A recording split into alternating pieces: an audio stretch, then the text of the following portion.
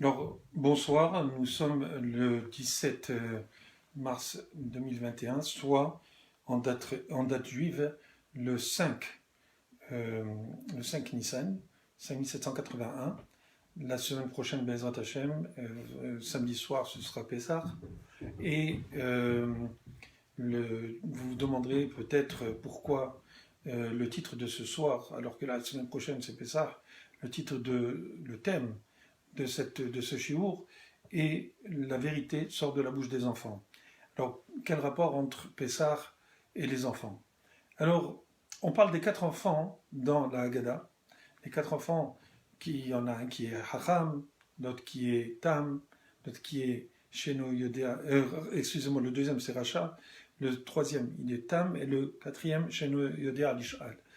C'est-à-dire que le premier, un des quatre enfants, c'est celui qui est Haram, celui qui est intelligent, celui qui en principe, quand il est intelligent, il sait se poser des questions, il sait comment comprendre les événements autour de lui, et surtout pourquoi on fait les mitzvot et quelle est la signification des mitzvot.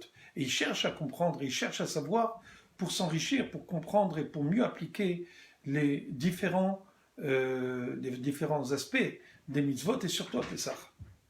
Ensuite, on a le rachat. Le rachat, lui, c'est celui qui se révolte. C'est celui qui ne veut pas accepter qu'il y a Akadosh Baruch Hu.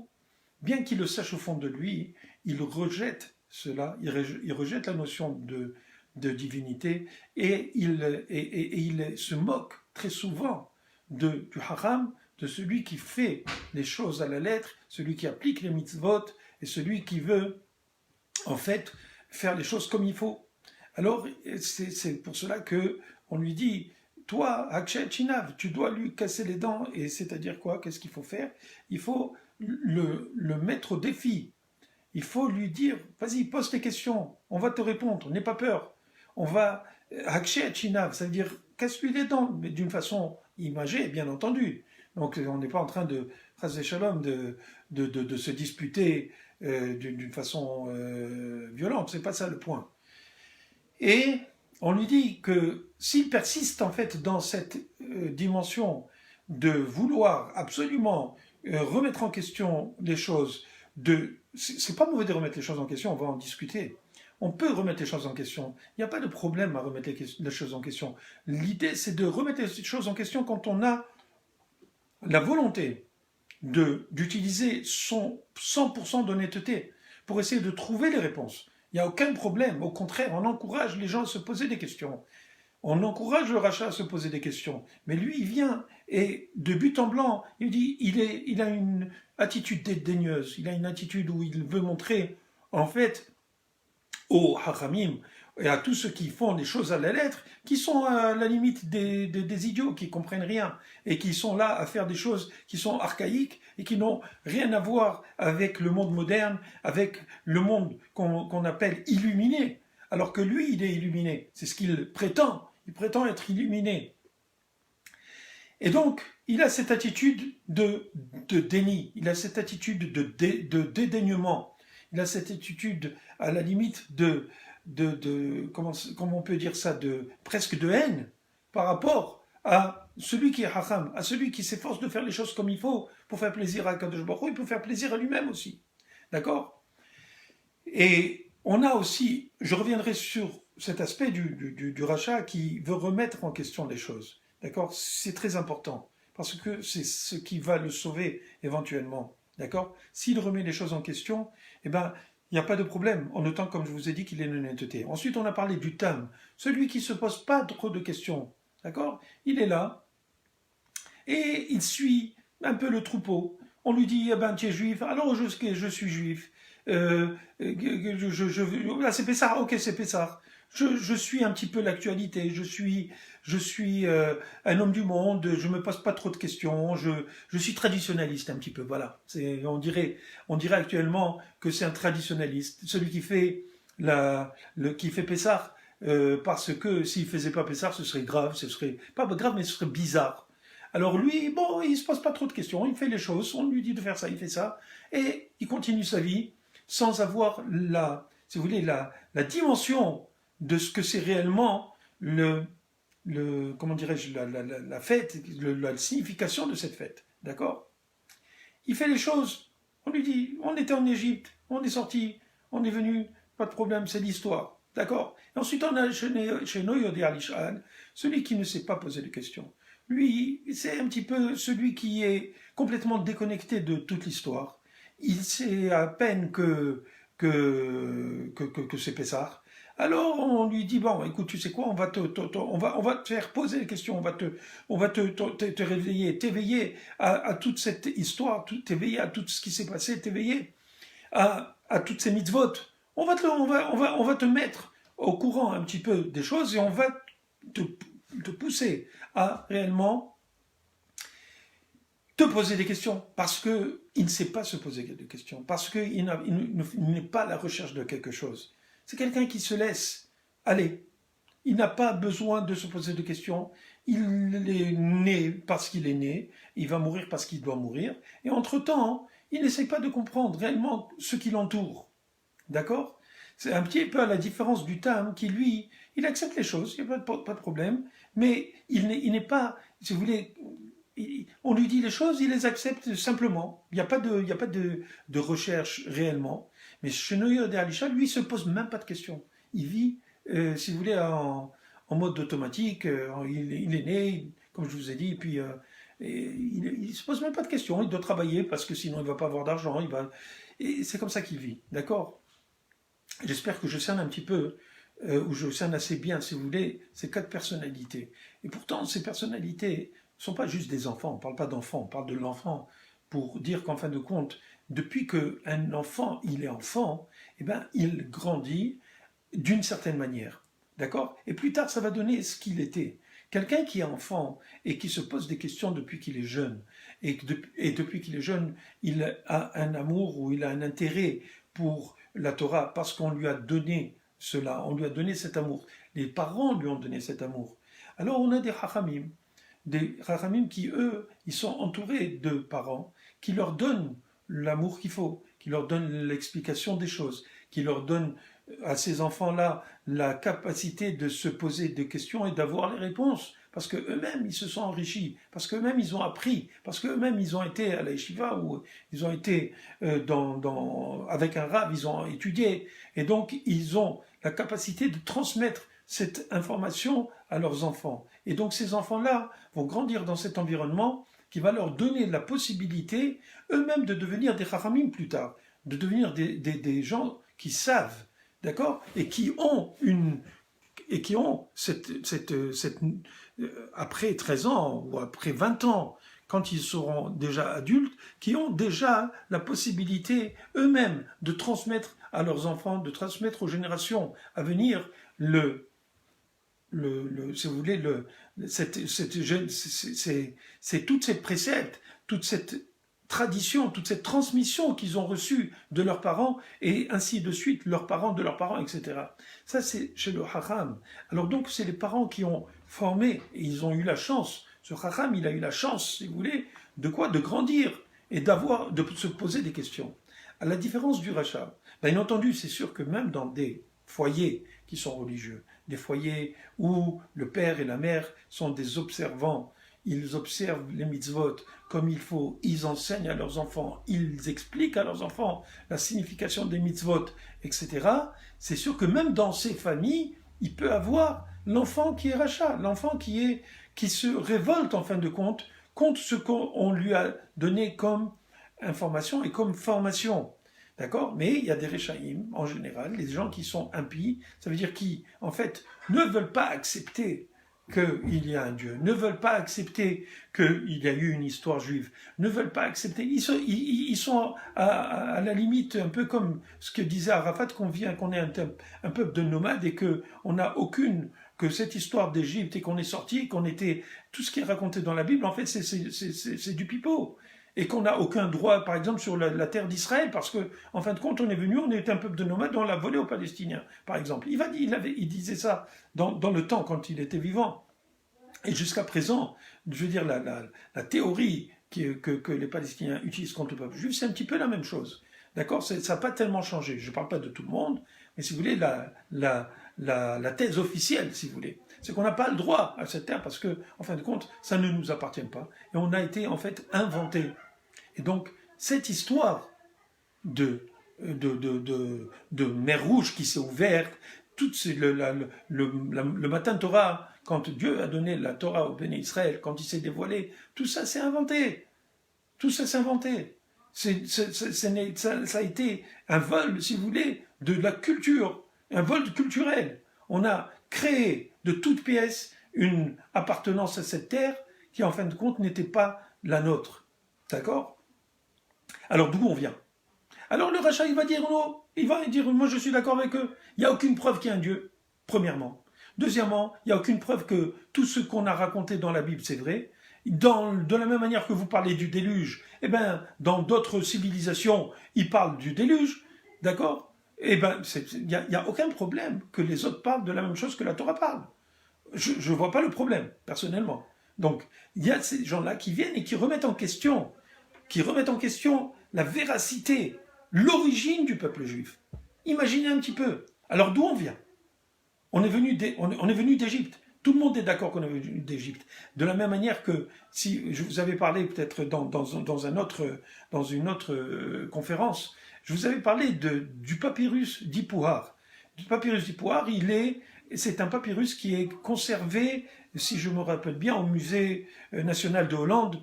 Je vous retrouverai cela si vous avez besoin. Je vous donnerai, si vous voulez,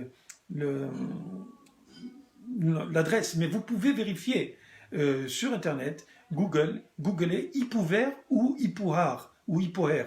C'est dépendamment de comment on épelle de différentes façons. Et bien vous allez voir que dans ce papyrus, on parle d'un peuple, on parle qui sort et on parle des 10 plaies, pas de toutes les 10, mais au moins 4 ou 5, d'accord, qui ont été décrites dans ce papyrus. Et dans ce papyrus, on parle du fleuve qui en sang, comme dans la Makat de Dam, on parle de la grêle, on parle de morts partout en Égypte, etc., etc.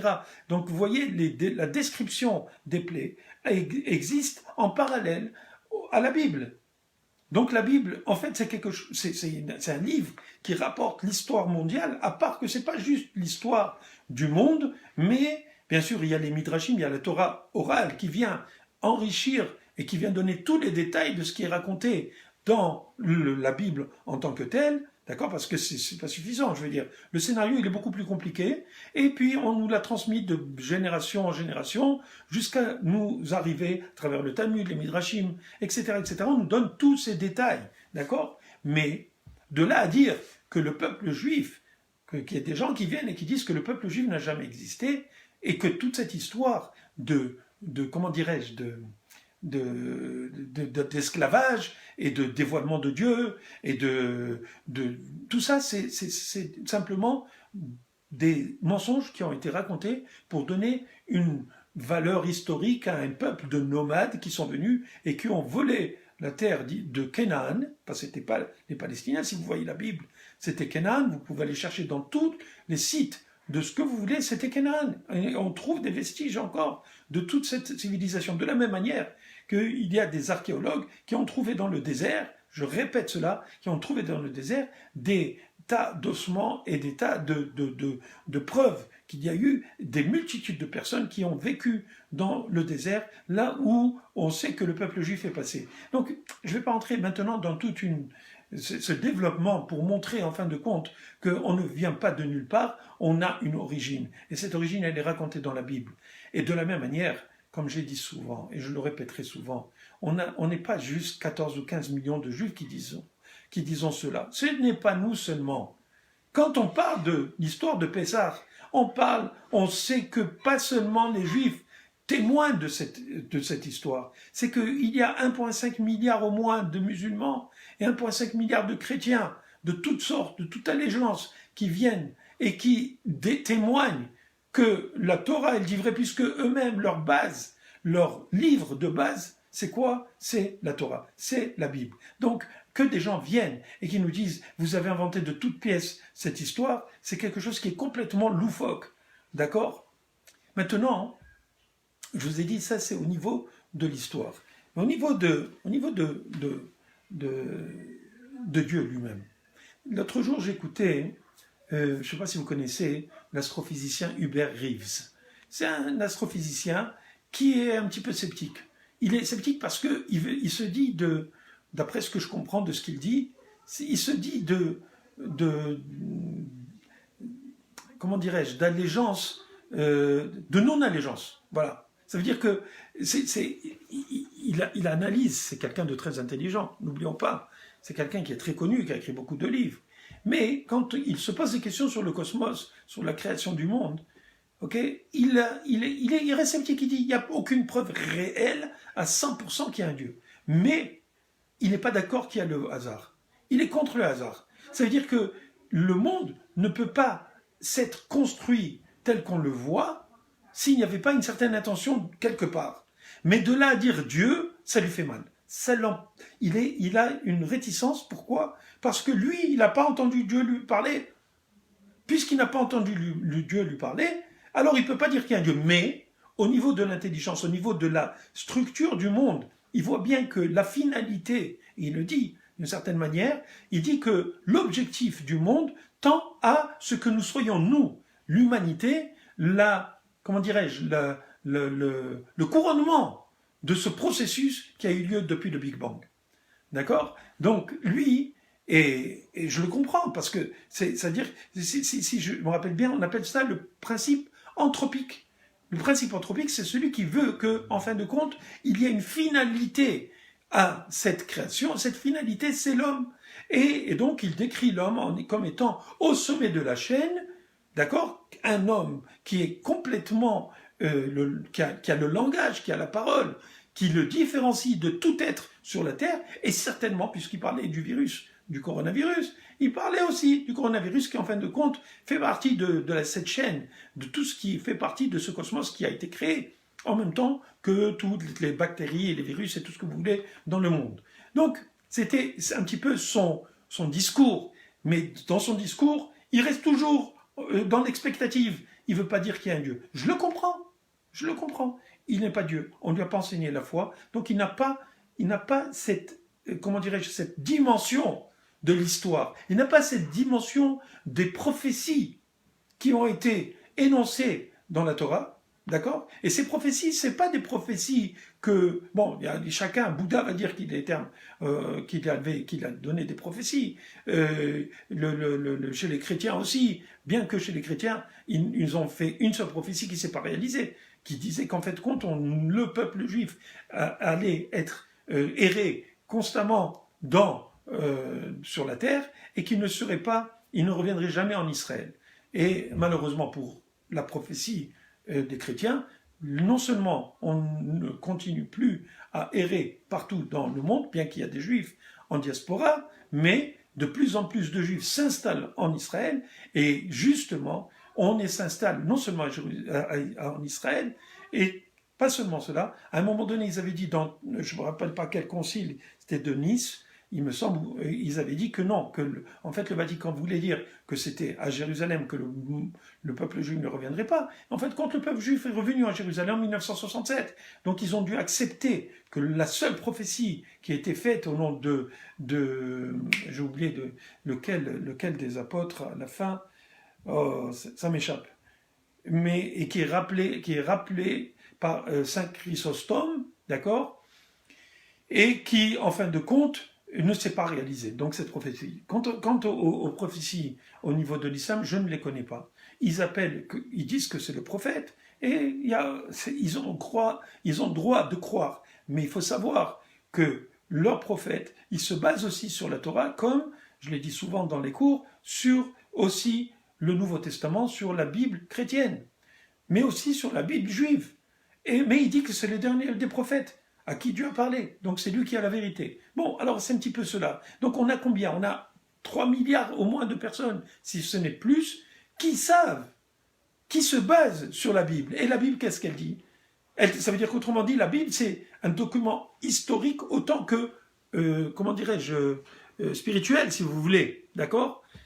Et donc, cette Bible-là, elle nous dit que le peuple juif a existé et continue à exister. c'est que c'est le peuple juif qui vient de Avraham Avinu, de Yitzhak, qui vient même d'avant Avraham, il vient de Noach, de Shem.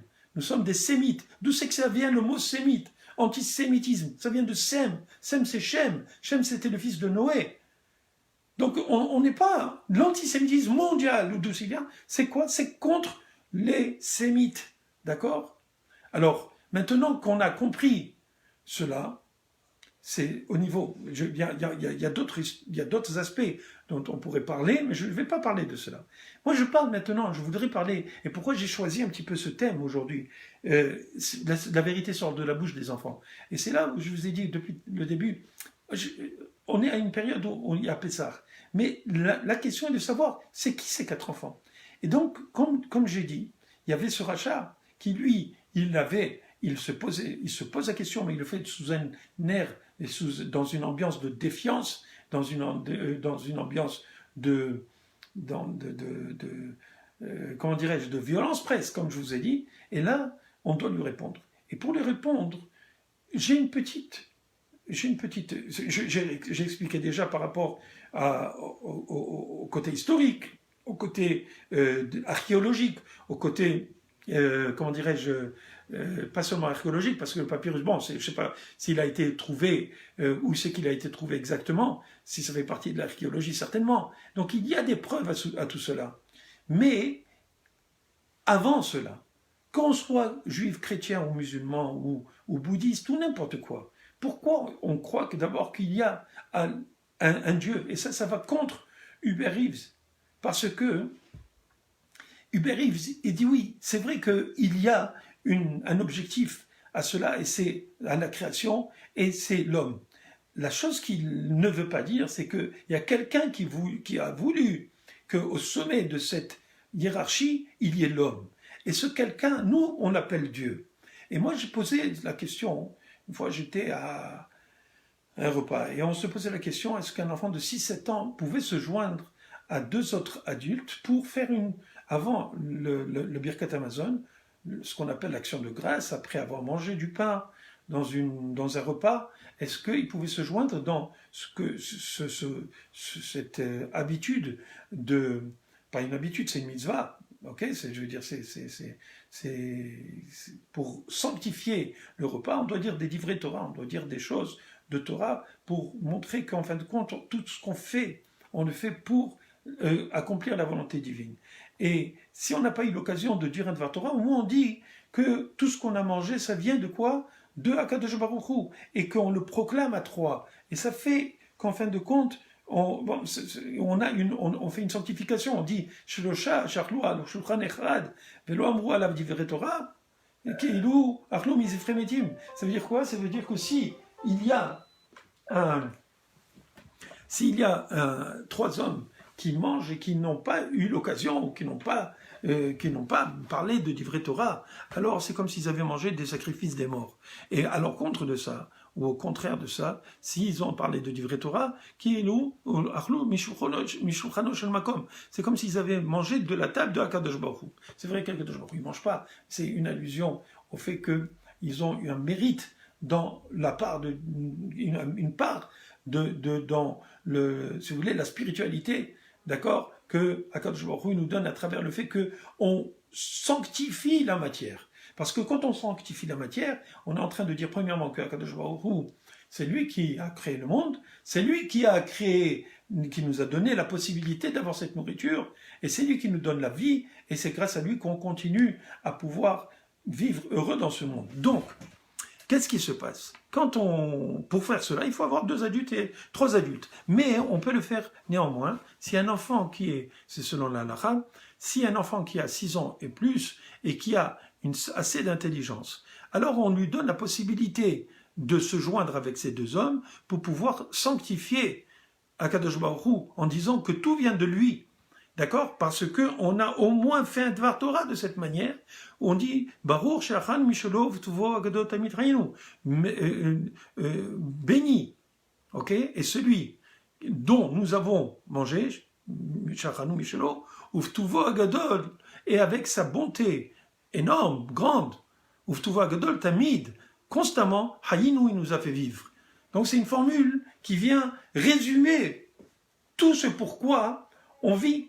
C'est qu'en fait, on doit sanctifier toute la matière. Et c'est ça la beauté des choses. C'est que Akadosh Baruch Hu nous a donné la possibilité de vivre et d'être heureux et de kiffer la vie. D'accord? D'être heureux, de kiffer la vie. Comment on fait ça? Comment on fait? Et c'est un grand conseil. Quand on fait les mitzvot, que ce soit Birkat Hamazon, que ce soit la prière, que ce soit le fait de manger à Pessah la matzah, d'enlever le chametz, et la semaine prochaine, si Dieu veut, on essaiera de parler de cet aspect, de quoi comprendre de la matzah, si Dieu veut. Mais Hashem, on expliquera ça. Mais je ne veux pas trop m'éloigner, d'accord? Mais de toutes ces mitzvot que l'homme y fait, que ce soit procréer, de donner du plaisir à sa femme, d'éduquer les enfants dans la voie de la Torah, toutes ces choses donnent un équilibre merveilleux qui nous fait vivre et qui nous donne la possibilité de grandir et de kiffer la vie. De kiffer la vie, c'est-à-dire quand on mange quelque chose de bon, eh ben c'est bon, on est heureux.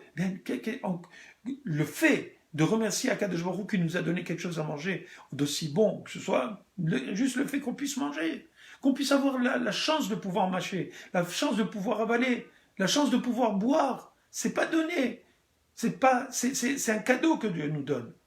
Et je peux témoigner que quand on est malade et qu'on peut pas manger, on nous dit non, tu peux pas manger. 1 jour, 2 jours, 3 jours passent, on peut pas manger. On ne peut pas boire des fois. Pourquoi? Parce qu'on doit faire une analyse, parce qu'on doit faire une procédure médicale, quoi que ce soit. On ne peut pas boire. Mais Akadosh Baruch Hu, il nous a donné cette faculté de boire et de manger et de kiffer la vie, de s'amuser, de rire, d'accord? Et d'étudier, de grandir. Tout cela, Akadosh Baruch Hu nous le donne gratuitement, pratiquement.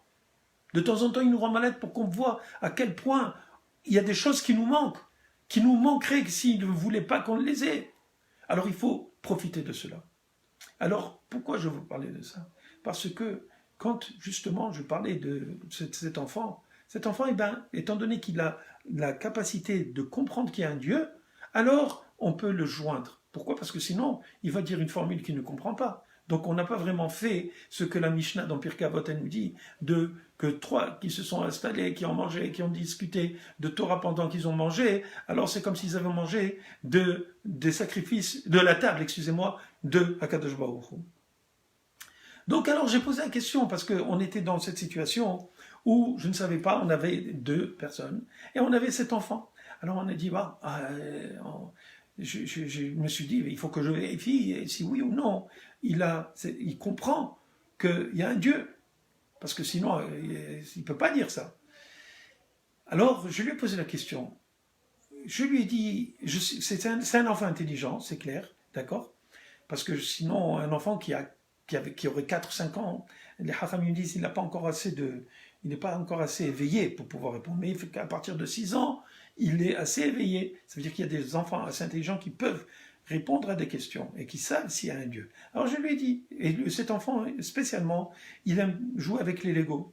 Il fait des voitures, des avions en Lego. Il est absorbé par comment dirais-je, par ces jeux-là. Il a une capacité à comprendre tout ce qui est technique. Alors j'ai posé la question, je lui ai dit, dis-moi, est-ce que tu penses que je ne me rappelle pas, je ne vais pas poser de la question sur les Legos. Je lui avais dit, je pense, quelque chose d'assez simple. C'était, je sais pas, un verre ou une bouteille de coke ou quelque chose. Enfin, c'est pas simple de créer. Je lui dis, est-ce que tu penses que, disons, cette bouteille a été créée par elle-même? Alors il me dit non. Style, tu te moques de moi. Il faut bien qu'il y ait quelqu'un qui ait voulu la faire. Alors je lui dis, oui, mais pendant des milliards d'années, supposons qu'il y a tous les éléments dont on a besoin pour pouvoir faire ce coq. Et il se retrouve dans une machine à laver ou dans une turbine, je ne sais pas, ou dans un truc qui roule pendant des milliards d'années. Peut-être qu'à un moment donné, ça va sortir une bouteille de coke. Il me dit, mais il me regarde, il est fou celui-là, il est tombé sur la tête. Qu'est-ce qu'il est en train de raconter? Alors je lui dis, ah ok d'accord, mais une voiture, si on a toutes les pièces et que on les met ensemble et on les mélange je lui dis pendant 1 an, il me dit, tu te moques de moi. Je lui dis 10 ans, il me dit, tu te moques de moi. 1000 ans, tu te moques de moi. 1 milliard d'années, tu te moques de moi. 100 milliards d'années, il me dit, jamais ça pourra se faire. Et je lui ai dit, et maintenant, quelque chose d'assez simple.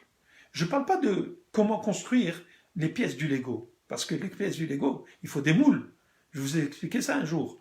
Il faut des moules pour pouvoir les fabriquer. Il faut le plastique, la matière, la couleur, un tas de choses, d'accord, qui fait qu'on a un ensemble dans un seau de Lego, d'accord. Et donc, on pose la question, je pose la question, je dis, attends, c'est quoi? Supposons qu'on les ait. Est-ce que tu penses que en 1 milliard d'années, à force de les bouger, de les mélanger, de faire souffler des vents dessus, enfin, créer des conditions assez hasardeuses, je dirais, d'accord, qui représenteraient le hasard et qui feraient que, en fin de compte, ils sortent un avion fait en Lego. On ne parle pas de moteur, juste un avion en modèle Lego. C'est-à-dire que ça s'emboîte et que ça s'imbrique de telle manière à ce que ça donne l'aspect d'un avion. Ce qui serait normalement très faisable, d'une certaine manière, plus qu'un enfant peut le faire. Donc, pourquoi pas en des milliards d'années, pourquoi ce ne serait pas possible que ça se fasse par l'effet simplement du hasard ou des événements atmosphériques? Il me regarde et il me dit non, papy, ça ne marche pas. C'est pas possible. Impossible. Impossible, il me dit. Alors je lui dis, alors qui c'est qui a fait toutes ces choses? Il me dit, il me montre comme ça, il me dit, c'est Dieu. Il y a juste lui qui peut faire ça. Je ne lui ai pas dit, au départ, on a besoin de toi pour savoir si tu es grand assez, si tu crois en Dieu, tu ne crois pas en Dieu. Non, je lui ai parlé, comme on dit, Messiah Lefitumo. Je lui ai parlé de façon innocente. Je lui ai parlé, je lui ai posé des questions, je voulais savoir s'il était assez éveillé pour savoir pas seulement si c'était faisable ou possible qu'un avion se fasse en Lego, mais qui c'est qui l'aurait fait? Et lui, il me dit, mais c'est Dieu qui fait ça.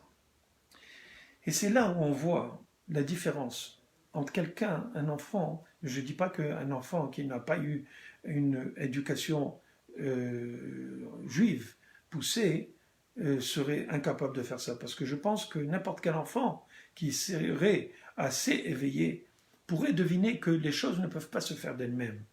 Mais moi, ce qui me dérange dans cette histoire, c'est que je vois qu'il y a des enfants, des grands-enfants, des enfants de 70 ans, de 80 ans, qui encore n'ont pas compris ce qu'un enfant de 6 ans a compris.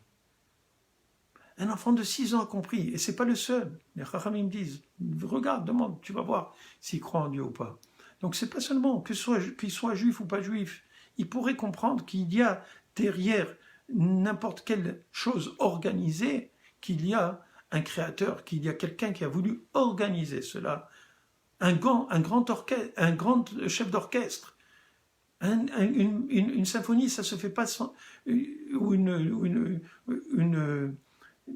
un concert que vous apprécierez ne se fait pas comme ça. Il faut qu'il y ait quelqu'un qui écrit les notes, il faut qu'il y ait les différents instruments, il faut qu'il y ait le chef d'orchestre qui a écrit cette symphonie, d'accord, qui puisse la jouer telle qu'il a conçue, vous comprenez?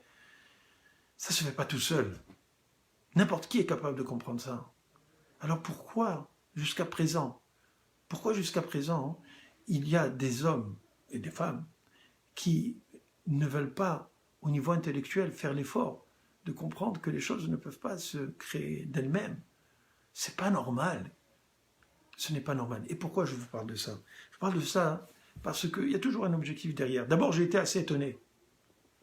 Quand j'ai vu cet exemple de cet enfant, je me suis dit, j'aimerais faire cette expérience dans des séminaires, peut-être, demander à un enfant, n'importe quel, vous savez, il y a des fois des familles qui viennent avec des enfants, etc., leur demander, viens ici, j'ai une question à te poser, quel âge tu as?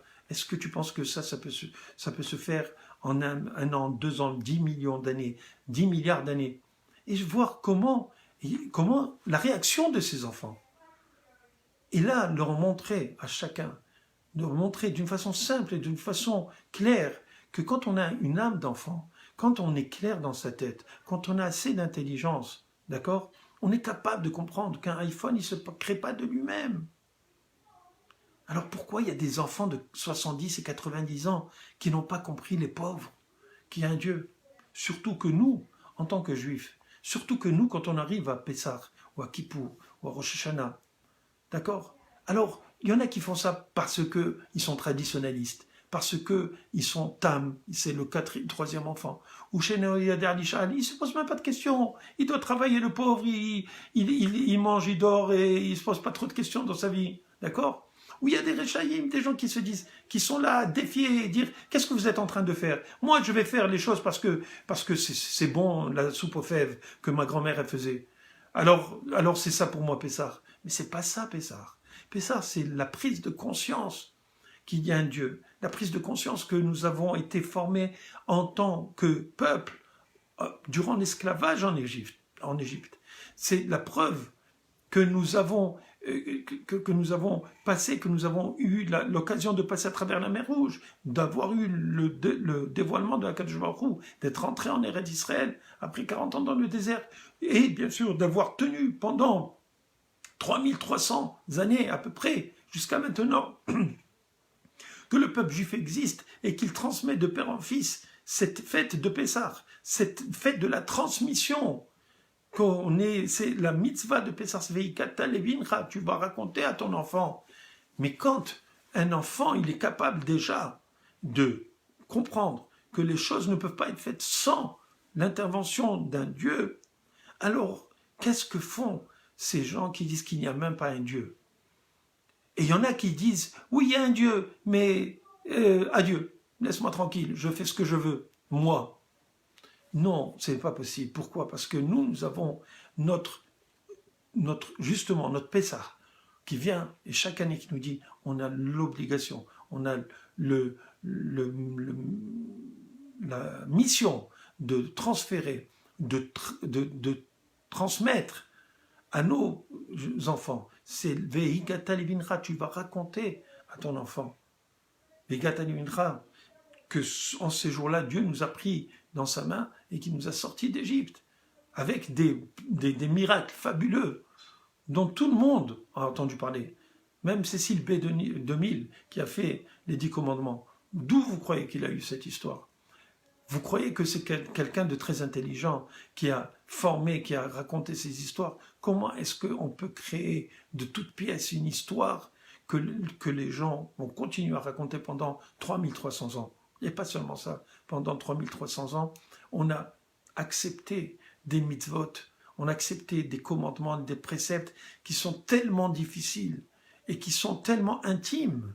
C'est-à-dire qu'on ne peut pas tenir, parce qu'il n'y a pas de possibilité de vérifier que, par exemple, une femme juive va aller on peut vérifier qu'elle est partie au mikvé, pas de problème. Mais comment savoir si elle s'est préparée pour le mikvé correctement? Si on n'a pas la confiance en elle, si elle-même n'a pas accepté d'elle-même de le faire, et comment vous voulez qu'elle accepte si on ne lui a pas transmis ça de mère en fille depuis le début de notre histoire? Ce sont des choses qui sont extrêmement intimes, extrêmement sensibles, qu'on ne peut pas raconter. Personne ne raconte qu'est-ce qu'il a dans son corps, vous comprenez? Et pourtant, le peuple juif a tenu. Il a tenu et il a accepté. Et il fait des mitzvot qui sont extrêmement faciles à ne pas faire. Parce que quand on veut manger, par exemple, du lait après la viande, on veut manger un chocolat, qui c'est qui va nous empêcher? Personne ne va nous dire quoi que ce soit. Mais pourquoi on le fait? Pourquoi on fait quelque chose qu'on ne comprend pas? On ne comprend même pas pourquoi on ne peut pas manger du lait après la viande. D'accord? On n'est pas en train de dire qu'on est parti dans un magasin où il y a une caméra et on nous a filmé en train d'acheter un chocolat qui n'est pas cachère.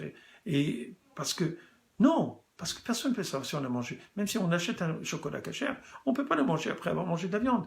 Or, personne ne peut vérifier si on a mangé de la viande ou pas mangé de la viande. Donc si on le fait de nos propres grés. Et ça, c'est des milliers de différents aspects des mitzvot que nous faisons depuis 3300 ans. On n'a pas inventé ça. Et ceux qui diraient qu'on nous l'a imposé de force, il n'y a rien qui est imposé de force. Pourquoi? Parce que la plus grande preuve, c'est que même dans des familles où vous avez des familles religieuses, il y a des enfants qui ne suivent pas la Torah. Pourquoi? Parce qu'ils ne veulent pas, simplement, ils n'ont pas envie d'appliquer les mitzvot. Mais pourtant, dans cette même famille, il y en a qui veulent et qui acceptent de faire les mitzvot. Est-ce que vous croyez que ceux qui ne veulent pas faire les mitzvot, c'est parce qu'ils sont plus intelligents que les autres? Ce n'est pas ça. C'est simplement une question de Yetzer Hara et de Yetzer Tov. C'est une question de choix et de libre arbitre. Chacun va choisir et décider si oui ou non il veut suivre les préceptes ou non. D'accord? Et personne ne peut contrôler cela réellement. D'accord? Alors, je voudrais simplement vous inviter, Bezrat Hashem. Donc, juste pour, avant de conclure, je vous invite, bien sûr, à prendre conscience que si un enfant est capable de comprendre des choses et qu'un adulte n'est pas capable de comprendre, c'est que, en fin de compte, à l'intérieur chez cet adulte, il y a une certaine malhonnêteté. C'est quelqu'un qui ne veut pas apprendre, quelqu'un qui ne veut pas se poser des questions. C'est quelqu'un qui veut vivre d'une façon simple, sans avoir à prendre des responsabilités sur lui. Et je comprends, c'est pas simple, c'est pas facile de prendre des responsabilités. Mais si on lui dit par exemple, est-ce que tu vas, comment dirais-je, tu vas faire la Brit Mila à ton fils, il va dire, mais oui, absolument. Comment c'est possible de ne pas le faire? Il y en a d'autres qui ne le font pas, des juifs qui ne le font pas. Donc ça prouve quoi? Ça prouve que quelque part, on ne nous a pas obligés de faire des choses. Personne n'a obligé les juifs. C'est vrai, si on ne le fait pas, ben on aura des conséquences. Selon nous, selon ceux qui croient en Dieu, il y aura des conséquences par rapport à Kadosh Baruch Hu. Mais celui qui ne le fait pas, il n'a pas été obligé. On n'a pas pris de force pour l'obliger à faire cela. C'est lui qui perd. Vous comprenez? Alors que quelqu'un qui veut se poser des questions, quelqu'un qui est honnête, quelqu'un qui n'a pas peur de lui-même, de ses envies, alors il peut poser des questions, il peut trouver les réponses, il peut simplement par lui-même. J'ai rencontré cette semaine quelqu'un qui s'est converti au judaïsme. D'ailleurs, ces temps-ci, je ne sais pas pourquoi, j'en ai rencontré plusieurs. Et puis, il se trouve que cette personne-là, qui s'est présentée à moi cette semaine, bon, elle avait un masque à la synagogue, et puis je la rencontre. Elle me dit, vous ne me reconnaissez pas? Je dis, non, je ne vois pas. Elle me dit, ah ben c'est moi qui étais venu. Ah, je dis, ah oui, comment ça se passe, etc. J'ai vu qu'il avait des tzitzit katan. Mais c'est un converti qui venait de se convertir, ça fait 1 mois. Et je l'ai rencontré, ça fait 2 ans et quelques. Il m'a été référé par un ami, un docteur, qui voulait que je m'en occupe parce qu'il avait des questions existentielles. Il avait envie éventuellement de se convertir, il voulait comprendre, il voulait savoir, Donc il m'a appelé, puis bien sûr je l'ai reçu avec plaisir, et on a discuté pendant quelques heures, je ne me rappelle pas exactement combien de temps, on a sympathisé, etc. Et puis bon, il a poursuivi... Je pense que je l'ai aidé un petit peu pour dépatouiller un petit peu ces différents aspects de sa vie par rapport à cela. Et puis, en fin de compte, il est parti, il a yeshiva, il a étudié, il est parti se convertir. Et là, ça faisait 1 mois. Il était tout heureux de me dire qu'il était devenu juif. Je me pose la question, je me dis, comment ça se fait qu'il y a des gens qui, d'eux-mêmes, ils arrivent à comprendre des choses aussi profondes? C'est un non-juif, complètement non-juif, d'un pays européen. Je ne veux pas donner trop de détails, je n'ai pas besoin de parler, mais c'est extraordinaire de voir des gens qui d'eux-mêmes comprennent, et c'est pas qu'ils se convertissent plus ou moins, ils mettent un peu de la kippa, ou ils viennent 2 fois à la synagogue. Non, c'est quelqu'un qui étudie la Torah tous les matins, et le mieux encore, c'est qu'il étudiait, et je ne savais pas, et mon fils ne savait pas, il étudiait avec lui, la Torah le matin. Imaginez comment Dieu a fait les choses qu'en fin de compte, après qu'il se soit converti, et même avant, il étudiait avec mon fils en Chavruta. Il m'a dit, ah c'est votre fils, etc. Il était tellement content, tellement heureux. Moi je me pose la question, comment ça se fait que des juifs ne se posent pas cette question? Alors c'est l'occasion. Pessah arrive la semaine prochaine. Posons-nous cette question. Est-ce qu'il y a un Dieu? Est-ce que cette histoire est vraie ou elle n'est pas vraie? Est-ce que les prophéties qui ont été prévues, qui ont été prophétisées, qui ont été dévoilées dans la Torah, est-ce qu'ils se sont réalisées durant notre histoire? Effectivement, on a vu, par exemple, comme je l'ai dit souvent, par exemple, il y a des prophéties sur la destruction du temple, et du premier temple et du deuxième temple. Et c'est clair, c'est décrit dans la Torah, dans le rouleau de la Torah. Et bien entendu, c'est écrit aussi dans les prophètes. Dans les prophètes, après la Torah, il y a le Tanakh, donc le Torah, Nevi'im, les prophètes, Ketuvim, les hagiographes. Donc dans les prophètes, on parle aussi, Jérémie par exemple, il parle de la destruction du temple, etc. Donc on voit que quoi? Que ces choses-là se sont réalisées. De la même manière que le retour d'Israël s'est réalisé, continue à se réaliser, et c'était prévu dans les prophètes. Alors qu'est-ce qu'on est en train d'essayer d'imaginer? Que la Torah nous ment? Chas v'shalom, c'est pas possible. La Torah, c'est divin. Et la Torah passe à travers les transmetteurs, que ce soit Moïse ou les autres prophètes qui sont venus après, pour qu'on puisse continuer à croire en Dieu, à croire en sa Torah et appliquer les mitzvot. Alors la semaine prochaine, Bezrat Hashem, nous aurons, samedi soir prochain, pas ce samedi soir de la semaine prochaine, on aura Bezrat Hashem, Pessah. J'espère que je pourrai vous rencontrer à 9 h, comme d'habitude le mercredi soir, avec un petit cours sur Pessah, pour nous donner, étant donné que c'est Pessah, peut-être on fera un court, mais Bezrat Hashem, comme d'habitude, je vous demande de partager cette vidéo avec vos réseaux sociaux, dans vos groupes WhatsApp, dans vos listes de diffusion WhatsApp, sur Facebook, sur Instagram ou sur d'autres médias sociaux. Transférez-le. Pourquoi? Parce que ce sont des cours de Torah, des paroles de Torah qui peuvent nous aider à comprendre où c'est que nous allons dans notre vie. Alors je vous souhaite, Bezrat Hashem, d'abord une bonne préparation pour Pessah, de trouver tout ce dont vous avez besoin et de vivre un Pessah en famille. Et surtout, n'oubliez pas, c'est la fête où on transmet la foi.